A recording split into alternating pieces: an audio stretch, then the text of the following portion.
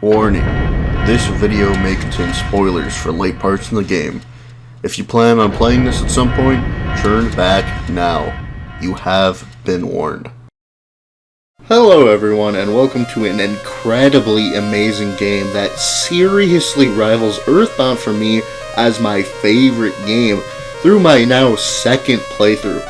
I grew a lot more appreciation for Moon on the second time around, and I'm honestly just really happy that I decided to play it again for this review. The themes in this game are quite amazing, and the story, which is a little hidden, is fun and sad at the same time. I expected to like it on the first time around, only learning of its existence back around 2018 or 19, and when it finally got the official translation, I was ecstatic to play it, and now it's time to share my opinions on this, yes, I'm calling it, masterpiece. Let's get to the basics.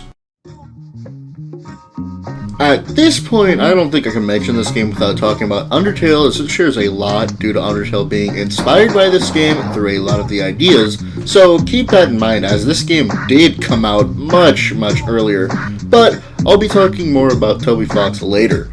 So, right off the bat, while this game calls itself an RPG, it's been labeled as an anti-RPG. You gain levels not by defeating monsters or gaining experience, you gain them by obtaining love through various means. These means include saving the souls of monsters who have been killed by the hero, more on that later, sometimes just interacting with the people of Love-de-Lic, helping people through their problems, confronting their secrets, having fun, and generally just existing. To save the souls of monsters, you'll need to catch them so an alien can return it to their bodies and take them away to the moon, where they will be safe from further harm by the hero. A lot of the ways to save each vary, from having to be at the location either at night or day, or even being a specific day, to doing something specific like waiting for a dog to pee on a tree. The calendar is a lot different from ours, starting with Solar Day being Monday, Crescent Day being Tuesday, Blaze Day being Wednesday, Tears Day being Thursday, Leaves Day being Friday, Coins Day being Saturday, and finally Echo Day being Sunday. This is important for most events, not just for getting monster souls, as the people in this game have actual lives, some doing different things on different days. One big thing to note is that love is necessary to exist in this game. Love not only levels you up, but allows you to exist and walk around for longer before needing to go to bed. On the top left corner, you'll see how much time you have. Your character will also get sluggish before you need to find a bed and rest in. There being only 2 in the entire game, which isn't as bad as it sounds. Every time you sleep in a bed, the game will be saved. Eventually, this will circle around and you'll be able to stay up for days at a time, and at this point, to check how many you have, you'll need to press X and enter your status menu, with how many big hearts being the amount of days you can stay up, and small hearts I believe representing the in-game hours, which go by pretty quickly, so certain things need to be kind of planned out, with the day necessary in mind to do these events. Most items you get will not be readily obvious of what you need to do with them, but as you progress and gain access to more areas, some will make sense, but for the most part, this game is a learning process of attempting things and seeing the outcome. One big tip is when you eventually get to the cave in Tropical Fields, you'll be able to buy something called Octolips. If you eat it, it will teleport you to the last place you slept, which in some cases helps immensely, as some things leave you trapped for a whole night or day cycle, and you have an option to maneuver around this. Another tip is if you're stuck, to find the various plates. They usually give you a good hint on what to do at certain tasks, eventually getting access to Dr. Hager's equipment to decode most of them a little bit more. I don't usually do this in games, but I think the backstory is actually quite important in order to get the full scope of what's going on in this game. This tells basically how the hero came to exist in Love-de-Lic, and it's quite the tragedy. At some point in the world's history, there were the ground dwellers and the moon dwellers. They coexisted in peaceful harmony before one day all of the ground dwellers simply forgot about the moon dwellers. Later they began to believe that a dragon had begun to steal the moonlight, and that there were now monsters roaming the land, actually being the moon dwellers. The minister came up with a plan to make a hero to slay the dragon, taking a white feathered arrow and shooting it into the air. It ends up hitting Granby's house, and her grandson is secretly chosen to become the hero by the minister, who gives him knowingly cursed armor. This cursed armor turns its wearers into a complete madman whose only focus is the task at hand. I believe this is in reference to the actual fake moon game that the boy plays at the beginning, as throughout the game, the hero's actions are in direct reference to how the boy played that game, making the armor not wholly cursed, but makes the grandson do what the boy chose to do, which was mercilessly killing enemies for experience in order to confront the dragon and kill it. I'm especially bringing this up due to a section that I'll be explaining a bit later. The story itself is kind of short if you don't go out of your way to do all the extra stuff, but you do have to be level 23 in order to have enough time to see the ending all the way through. Basically, the story starts with a real-life boy playing a video game on the PS1, which is the Fake Moon. In it, he plays as the hero who defeats an evil dragon before being told by his mother to go to sleep. He's woken in the middle of the night when his TV turns on and he gets sucked into it, descending into the video game he had just been playing, but seemingly formless as no one can see him, but they can hear him. He oversees the hero get his quest to find and slay the dragon before talking to the citizens of the town, some of which think the hero is a giant pest, completely in contrast with what was being said in the fake game as the boy realizes he is in the real world of Moon. He heads to a house outside of town and meets a woman named Granby, whose grandson had recently been declared dead by the minister, as the boy says that he's the grandson because both their names are the same. She believes that the boy is her grandson and lets him sleep in her home, the boy having a strange dream. A giant head tells him that the most important thing in this world is love, with the only way to traverse it being equal love, tasking you with finding it wherever it may be, so one day he'll be able to open the door to light. When he wakes up, Granby gives him the grandson's clothes and the boy starts his journey to gain the love of the land. After doing a couple tasks and meeting some people in the kingdom, he encounters the hero who he eventually watches kill a slime. A person named Doolittle comes and explains that it is possible to capture the souls of the dead monsters as they are people just like everyone else, describing the hero's deed as gaining experience. The boy then officially begins his journey of saving the various monsters that have been slain, as well as to help the people of Love-de-Lic in order to gain love. He is eventually able to traverse farther where he meets a man named Nika, who gives him his house as his wife left him for being weird, the boy convincing him to be weird with her. This becomes a central hub to get to all the other areas in the game. After getting to the tropical fields near 6 p.m., the boy comes to a seemingly empty area where a bomb of sorts gets chucked out of a giant barrel. The boy hurriedly jumps onto it and is blasted into the barrel, where he meets Tamaya Kakechi, his wife, and his very young son. He explains that he's been working on the King's World Reformation plan to build the perfect firework, where the boy states that he can make it. A quick hint to figure this out is by finding the slate by following Tao the dog late at night. The boy makes the firework with Tamaya giving him it and kicking him out in all that this boy perfected what he had been working on for a long time. Going back to the town, the boy locates a bird named Oshida who owns a travel agency, inviting the boy to join him early in the morning. This requires 1.5 day trip that takes him to Bali Island, meeting a man named Matsuma who wants to get better at playing the gamelons and tries to seem better than the boy, showing him up by playing songs Matsuma wasn't good enough to, until eventually the Signal Monkeys accept the boy as one of their own and pass around the Signal liqueur, the boy getting drunk and passing out as Yoshida comes back to pick him up. The boy wakes up in his house with a bottle of Signal liqueur. From his house, he walks to Adders, a religious man who wants to spread the word of the divine messenger Sid Vitness, who had descended from the stars and had been killed by the hero. After doing much training, the boy is able to see Sid Vitness' soul and captures him, which opens the way to the Mushroom Forest, where he meets the Kakunte tribe and helps them out. First by healing a wounded tribe member with a mushroom, the rest accepting you as a friend.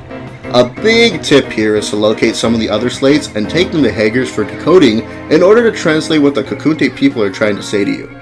Through eating various mushrooms found in the area in a certain order, the boy is teleported to where the Totaturi, an animal who was revered as the deity of the Kakunte, had been slaughtered by the hero. The boy being tasked to find the missing fish pieces, which are floating fish in the tropical fields. After touching all of them and eating the mushrooms, the tribe does the rejuvenation dance again and revives it, with the Kakunte tribe being so thankful that they reveal a hidden fishing spot which has 2 items that need to be fished up in order to beat the game: a dream station and a refrigerator. I'd suggest trying for 2 dream stations as you need another one for another quest, so you might as well. Heading past the Mushroom Cave, the boy enters the haunted house, finding a man named Dr. Hager trapped in the cellar. The boy heads upstairs and accidentally touches one of Hager's robots, setting off an alarm that brings out a ghost who caged Dr. Hager. The boy returns to him where the ghost tells him how to get out of it so he would turn off the alarm. Dr. Hager leaves not quite impressed with the boy, saying he barely did anything. Going back to the town again and letting Yoshida take a look at the king's card, which the king gave for talking to him while he's sitting on the throne, reveals that he wants to speak with the boy at night in his chambers. Doing so allows the king to give you a secret letter to give to Dr. Hager. The way to get to Dr. Hager's is a bit convoluted because there's technically 2 ways to do so. Buying your way in or kind of scheming your way in a way. Always choosing the scheming in this game unless your pockets are overflowing with cash. If you go past where you got the firework to the American house and go into the refrigerator at night, the wife will give you a black Hager badge, which will allow you to get into the block area in the tropical forest. Before you do this though, you want to take this all the way to the king, who will trade you for his superior gold badge. But he doesn't have to know his is better and a lot more expensive. Doing this will get you even further by being able to enter Hager's lab as a top tier backer. Getting back to the story, the boy gives Hager the letter which entails the king's want to create a rocket that can take them beyond the ceiling of the sky, and that the boy can be the pilot. Hager gets pissed and only agrees if the boy brings him 5 necessary parts. In the corner of the lab is a teleport that the boy takes, arriving at a place called Technopolis. He meets a robot at the entrance named Roby, who is concerned that he has too many human-like emotions and wants them to stop. The boy enters Roby's room, 113 on Echo Day, and removes his Electro Brain, being the 5th and final piece that the rocket needs. Certain increments of getting pieces will allow you to do a couple more events, such as after the first, there is one missable event that was said to be able to be made up for. This happens right after you give the 4th item, doesn't matter which order of item, that involves Chris, just as a heads up.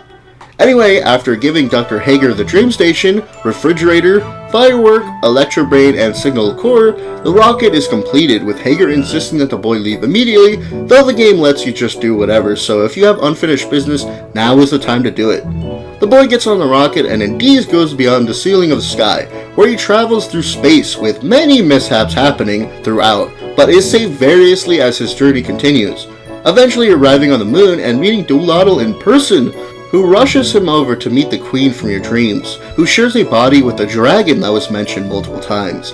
The slates, or rum-roms, are revealed to be future events that will transpire, and now have transpired in order to bring both the boy and the hero here, saying that it's time for true fate to be decided, telling the boy to finally open the door. Doolittle takes him right to the door, but try as he might, he is unable to open it. They return to the Queen and Dragon to relay this bad news, and all they can say is that the boy's love is still unripe. Back at the spaceship, Yoshida emerges having wanted to join you on the moon before the hero slices his way out of the spaceship, seeing all of the monsters that he once slayed back home. He kills them again, with Yoshida running to the Dragon Castle. The hero follows, finally confronting everyone, first killing Doolittle, then Yoshida, and finally slaying the dragon he had been tasked to defeat. Upon the queen's slaying, a rum-rum is dropped, and they realize that in order to open the door, the boy would need more love than any level number could express, and urge him to open the door the next time he sees it. The hero turns his blade on the boy before cutting him down, the hero crumbling as well. The boy is then woken by his mother, on the ground in front of the TV. The game then presents the player with 2 options: continue playing the game, or to finally open the door. The true ending is pretty obvious if you've been paying attention. Opening the door allows the characters from the game to escape their confines in the game and decide their own destiny to enter the real world. If you're wondering, continue the game just leads to a screen that says end, as the boy was unable to learn from his adventure and defy fate, due to it being the technical true ending of the fake moon that the hero slays the dragon, just leading to a never-ending cycle. There is no way to save the NPCs besides opening the door and stopping the game. One thing you might not have heard of when this game is talked about is that its music is insanely good, not only being incredibly atmospheric in some areas, but also having some absolute jams with the MDs, having a wide variation due to hiring over 30 indie artists as well as their sound team, the Thelonious Monkeys. Other than that, the story is absolutely incredible, and literally all the characters really drive this game into being an over-the-top, unforgettable experience. It's even more one of a kind, as pretty much every character gets a little side story if you dig deep enough, giving an amazing depth to Moon that I really haven't experienced too much in other games. I only have a couple cons, the first being that a couple words are missing in the translation, but it really isn't a big deal, and there aren't that many, nothing that breaks the game or makes it unplayable. My other cons come in the form of the last couple pieces of love, that being the ridiculous fishing contest and the quite horrible spaceship minigame. The first is just based on luck and you'll be resetting the game a bunch, while the second is super high skill being really unnecessarily precise, and they both only give you one love each. They aren't too bad though, because it isn't required to beat the game, but if you're going for 100%, you need pure perseverance with these. They're just bad though. This is what I was mentioning in the backstory that I said I would come back to. I don't exactly know how this ending would have been initiated, seemingly through a dream, but who knows. The boy would end up in a really strange location with Granby's grandson crying. He would follow the boy throughout the area until he entered a house, with the hero's armor strewn around in front of it. Inside, Granby would meet her grandson, who says that he was trapped in a nightmare where monsters would endlessly attack him, most likely seeing the fake moon. Granby and weirdly Tao would then tell him that in order to atone, he would need to heal everyone who was in this strange place, but he would nevertheless die after this task was done. Over the time of healing everyone, the grandson begins to turn into a dragon, and realizes his fate of being trapped in a never-ending loop, where his hero form would come and kill himself. I don't really know if this is an ending per se, as there's mentions of stuff that would happen later on in the actual ending of the game, but this is just relayed from an unofficial translation of this ending. This also might have been a later version due to them not wanting to completely erase it, but make it a sub-story, which this idea was scrapped as well. There were mentions in an interview that the developers were intending to add this to the port, but decided, like in the original game, to just scrap it again, as they wanted to stay as faithful as possible to the original game when it came out, even deciding against leaving out some unsavory things like a man hating his wife.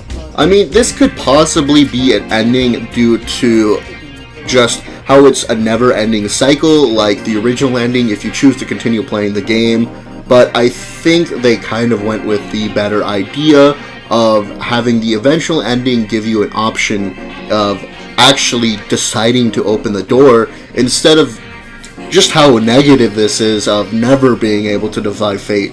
I mean, either or would have been great either way, but you know. I'm mainly adding this to talk about how Toby Fox and a bunch of other people finally got this game localized 23 years after it came out.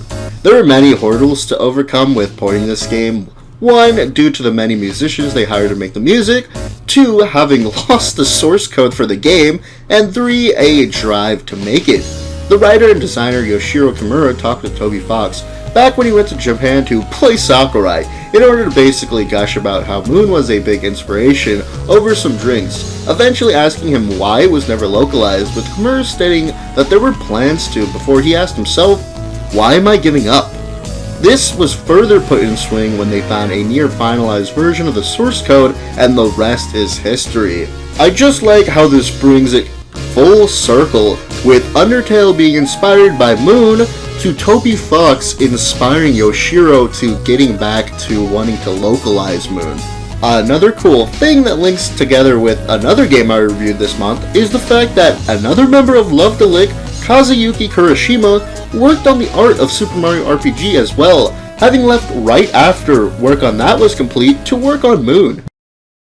This game is just an incredible experience overall, being one of the first games to really challenge the RPG genre as a whole and what it had become over time. I think most people who like RPGs in general will be able to find their own incredible experience out of this game to shake up the monotonous formula a little bit. It is quite puzzling at times, and it mostly leaves you to your own devices to figure out what to do, but when you get that love by figuring out how to complete a certain section, it's super rewarding, and in most cases on my end, completely worth it to see the final outcome. Hope you enjoyed, and see you next video.